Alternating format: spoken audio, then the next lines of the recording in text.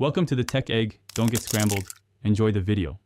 You start by heating the oven to 375 degrees F and getting the crust ready. This prevents a soggy bottom.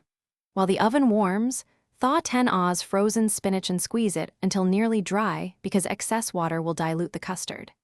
Next, whisk 3 eggs with 1 cup cream and season with 1/2 tsp salt and 1/4 tsp pepper.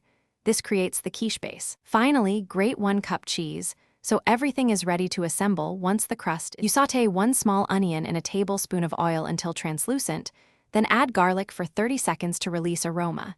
This step deepens flavor and removes raw bite. Once cool, mix the squeezed spinach with the sautéed aromatics so flavors marry evenly. Now pour your whisked egg and cream custard into the bowl and fold in 1/2 cup of cheese to create a cohesive filling.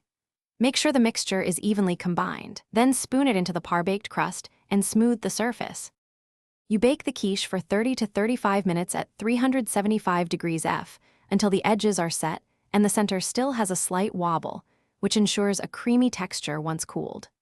Once done, let it rest on a rack for 10 to 15 minutes before slicing because resting finishes the set and gives cleaner slices.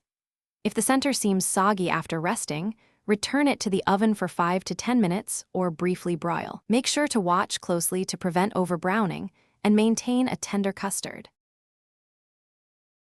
Thanks for watching. Consider subscribing if I helped unscramble your problems.